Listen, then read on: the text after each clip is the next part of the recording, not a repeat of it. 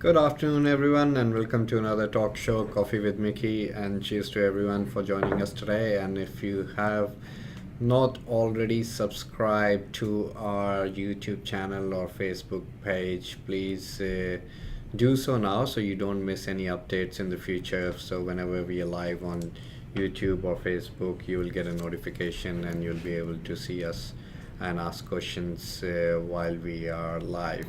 Even if you are watching this video after it has finished live, so you can still put your comments in the comment box below and ask us questions if you like, and we'll be more than happy to comment on them as we get back to it during the day or maybe tomorrow.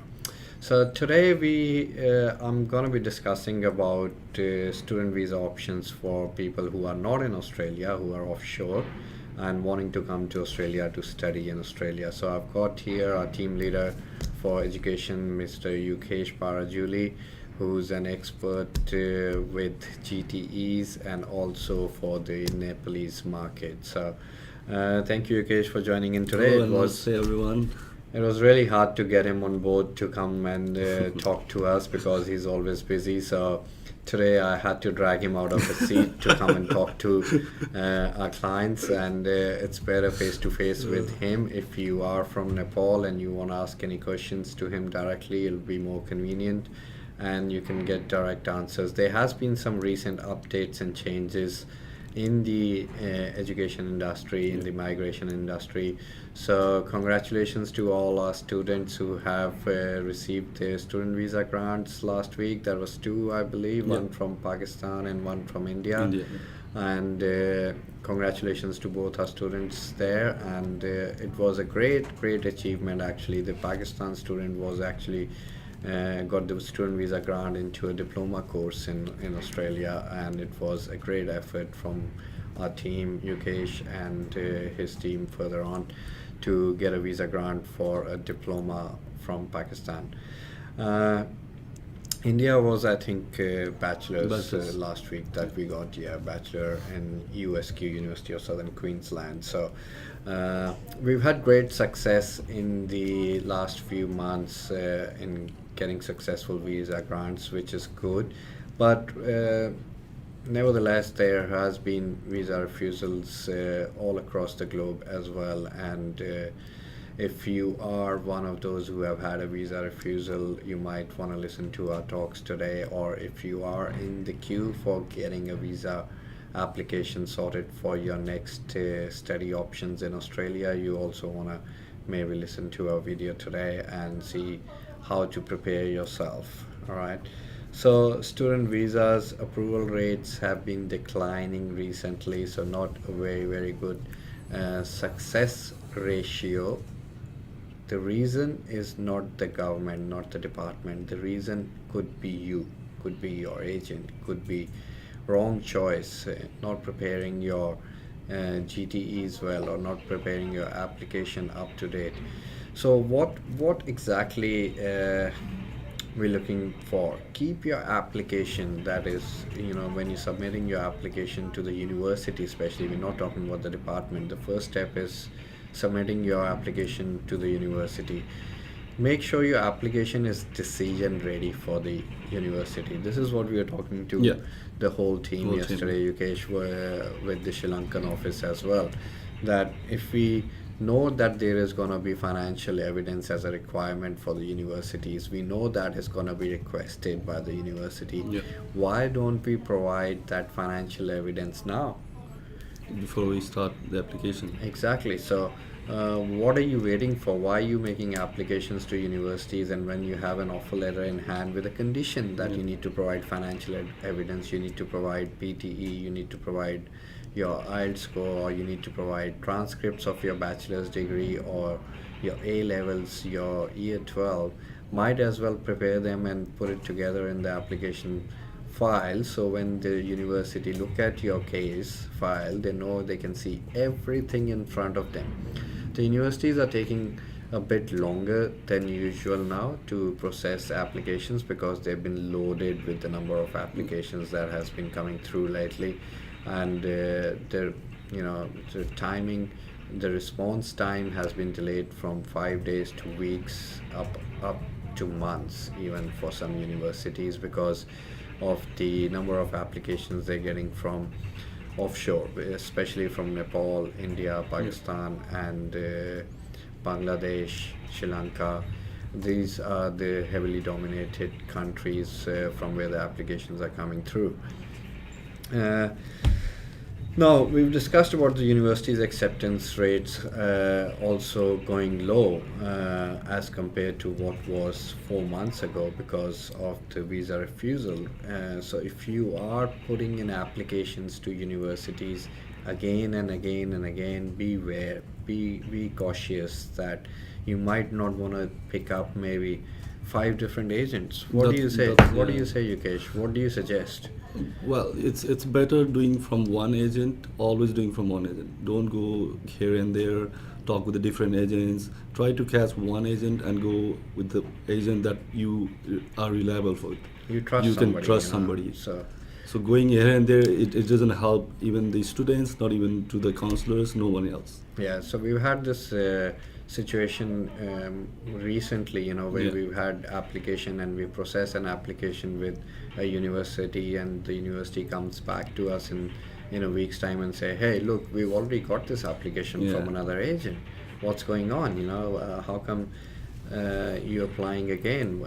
We've already made a decision not to give an offer letter. So you are actually going to be spoiling your own reputation if you keep going to different agents and presenting your case with the hope that you're gonna get an offer letter. Okay, if you are doing so, make sure you tell your new agent how many universities you've already applied. You know, if you don't know how many universities your first agent has applied for, go and talk to them and ask them, can you give me the list of universities or colleges you've already applied? It is your right to know because nobody can put an application on your behalf without getting your authority, your signature on the application form that they are applying for. We do the same. Always do the same. So we make sure that you are aware of the university that you're putting an application of. We get you to sign the documents, the client agreement, the service agreement, which gives us authority to act on your behalf. With Sirus migration, you will see that everything is clear, black and white, and you know exactly every step of the way.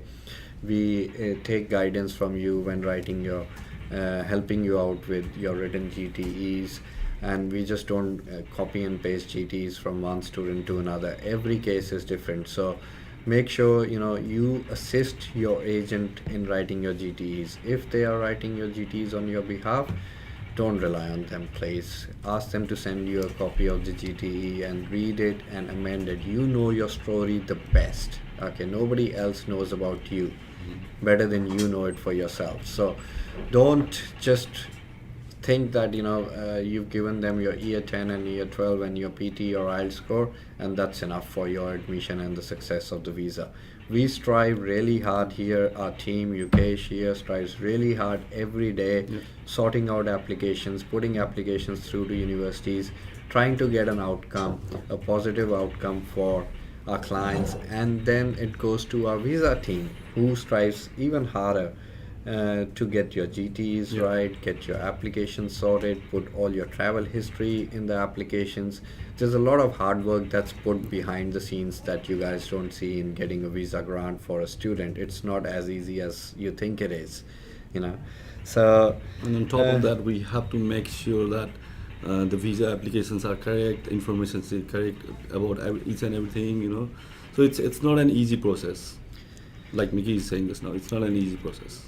So next thing we want to talk about is gaps. So there has been some recent changes and updates, especially in the Nepal market. So Yukesh, you might want to discuss about gap, what you heard, and what do you think is a solution for that gap cover. Most of the students, if they're having a gap over 1 year. Yeah. So the recent update is if you are pass out of like 2021 or 2020, and there will be a gap. So normally what we have been recently finding out that the students are covering their gap with some kind of education or some kind of like other documents. But now employment letters, the employment letters. So Now the updates is like you have to show 1 year of bank statement and 3 years of your tax clearance certificate. So this is the main updates at the moment. So, what if you don't have evidence of that employment in your bank? It's not reasonable to say yes, I used to get cash money in my account, and No. I was working for this employer. Then that means you don't have a second evidence to provide about your employment. No, that's So should be- just getting an employment letter from a friend or a relative or a known source who lives in your hometown, and he can write a letter stating that this person has worked with our company for the last 12 months with the position of a sales administration or administration clerk, is not sufficient.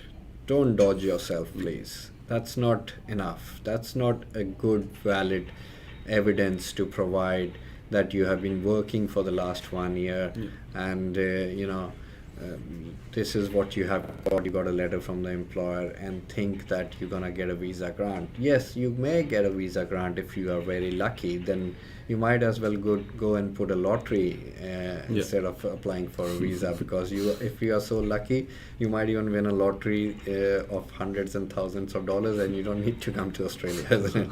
So we go by luck, but the hard work pays off as well. So your knowledge, your capacities of collecting documents and assessing your documents and giving you the right guidance is the key, and is the most important aspect of getting a student visa grant. I've been doing this for over 4 years, almost 5 years now, and I've seen so many documents, so many applications that you cannot even imagine about. So many applications we've processed through for student visas in the last 5 years.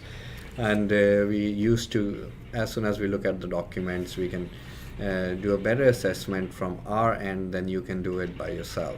So we can guide you. Obviously, we take your guidance into account, and we give you our professional guidance with the skills and knowledge that we've gained in the past many years.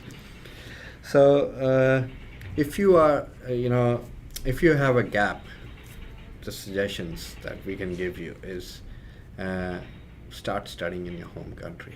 What do you say? Instead of putting through fake employment letters, that's not. It's wasting of time. It's wasting your time. You get a visa refusal, and then you will go run towards Canada or UK or end up in Dubai. I'm not saying that any of these countries are bad to live in, but why don't you make sure that you have got a high percentage, a good chance of getting a visa granted in Australia. So gap cover. What are other gap covers? Yukesh was talking to me about internship. What do you suggest, Yukesh? How does that help? Internship, because if you are doing internship, you don't have to show the bank statement, or you don't have to show the tax clearance, nothing else. So if you have just completed your study, you want to do the same bachelor's in IT, if you are interested on that, and you have done the internship, Go for intern jobs, where you don't have to get paid. You're doing volunteer experience jobs. So you basically assisting a professional for the last 6 to 7 months to upskill, learning a few things. Internship is a good way. That is what we did with our client from Pakistan, and he genuinely was working with his uncle to get some experience during his school holidays after high school, and we got letters evidencing, with evidence that he's been doing some intern work with them, and it does work. It's actually genuine work that you can do to upskill yourself while you are learning for PT or IELTS. We do understand that us people, we also come from the same background. I'm from India, Yukesh is from Nepal. And when we had to go and sit for an English test like PT or IELTS, we would spend months and months together to prepare for an English course so we can get admission in an overseas education provider, because we're not very good or excellent at spoken English or written English at school, and you need to spend more time rehearsing your English test that we need to sit. And during those learning period of your English, you forget that you are actually creating a bigger gap, which is a higher risk for your refusal than your English test scores. Be aware of that. So don't, as soon as you come out of high school, you must enroll into something or must go and learn something instead of just focusing on your English test scores, because your English test score may even take 6, 7, 8 months, and then you start putting applications through to universities, and universities take another 3 months to give you an offer letter. And Or that'll be more than a year. by the time the first university has given you a refusal to give you an offer letter, you're already 9 months away from your last education, and you've created such a big gap. Recently, you don't realize, oh, I've got a gap. Now the agent is saying you have a gap, you can't apply. You need to cover up your gap, and then you go start finding an employer to cover up your gap, and you go in deep into trouble. So avoid these things. All right, so we're going to look at the most latest update in demand roles from the Australian government, which was released a few days ago, and this is data from Channel 9 News in Australia. What are the projections for from the government? What kind of roles are going to be in the high demand list? So as you can see on the screen, when you are choosing your course while coming from offshore, from Nepal, from India, from Pakistan, from Bangladesh, from anywhere from the world, what most of the students do is they pick an easy course in a university. Obviously, you want to relate your previous education, and then you come here, and then you find out that the course that you picked to come to study in Australia is not in the projections or in the long-term list that you might be hoping to get permanent residency in Australia. So here is a reflection on the screen of what kind of courses you could take. The most exciting one is number 10. You want to talk about, Yukesh? Age and disability carers. So how do you become an age and disability carer? So what kind of work do they do? NDIS and NDIS will provide that. Yeah, so what is NDIS caring? So basically you go and work with disability aged care people, and you provide care to them. And there are quite a few diploma level courses as well that you can do to achieve skill assessment in this qualification. Child carers, you would definitely need a bachelor degree, a skill level 1, and a few years of experience. But chef is a very interesting one. A lot of people already know about chefs. Construction managers have actually moved to the top. So civil engineering professionals has come on the second level. So we'll show you another course of civil. Mario, if you could click on that. Yes, that course there. So that's another course which is available in Australia. It's an advanced diploma of civil construction design. And if you are in Australia and you are on your 485 visa or a bridging visa A for any further visa, and you planning to get a skill assessment for yourself, so you can fast track this course in 44 weeks, get in contact with me or Yukesh, and we'll be more than happy to assist you with an outcome of this course and how you can actually finish this course at a faster pace and duration. Other than that, if you are from not in Australia, then you can still continue to do this course, but you must complete this course in 2 years' time, which option again is available from the same institute in Australia. And you'll be completing this course in 2 years, and you can get skill assessed from Engineers Australia without having work experience. So for more information, get in contact with us. We'll be more than happy to assist you. Next promotion that we have, Yukesh, you want to talk about September? Yeah. It's in level 1 university. It's just the intake for next intake, available intake.